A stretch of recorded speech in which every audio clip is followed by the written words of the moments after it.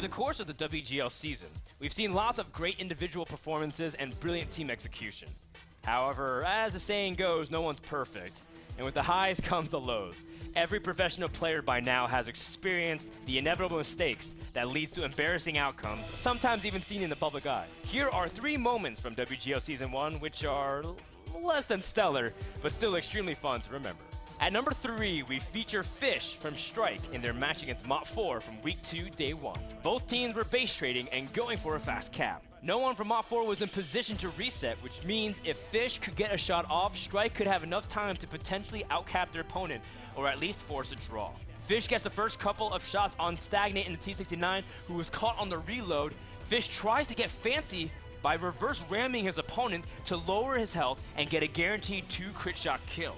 However, Fish choked harder than a love child between Brett Favre and the 2004 New York Yankees as Stagnate dodges the final shots and secures a Mott 4 win. Looks like Strike's AMS 5100 was a fish out of water. That was side-scraping right there. Speaking of flabbergasting moments on Himmelsdorf, at number 2 we have Mott 4 and the Cunninghams facing off in their 4th battle, tied at 1-1. At the start of the game, something was missing for Mott 4. An entire Tier 8 tank!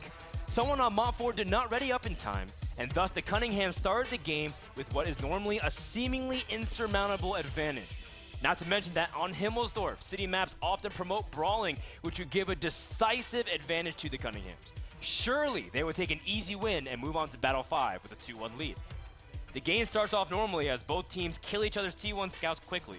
A. Martin gets a nice spot on multiple tanks on the east side Castle Hill and gives Cunninghams the intel they need to win.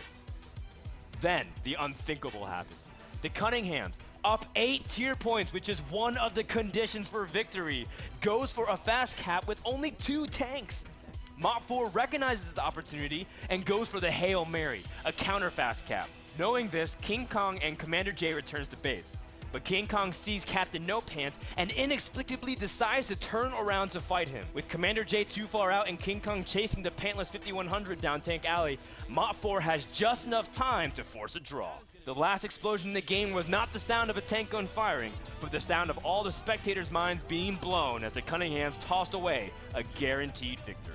And our biggest fail from WGL group play thus far is awarded to Sing from Wreak Havoc. Heading into Battle 4 on Mines, Wreak Havoc and Simplistic were tied 1-1, which means whoever would win would get an overwhelming advantage heading into Battle 5. After trading T1s, the score was tied 24-24 with 3 Tier 8s for both sides.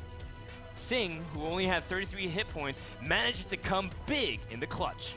He gets a nice side shot on Primus for an 8 tier point lead, and then empties his clip, landing 2 critical shots that even the HP pool. The best part is that Sing even baits out multiple shots and escapes from the 5100s, making it that much more likely of a Wreak Havoc victory. Or so we thought. Sing runs away from the skirmish, but falls onto the beach with enough hang time to crash himself to death and give away the Tier 8 advantage. Schoolie and Speed Weaponry tag team Unknown one, and all of a sudden Simplistic was up 16-8.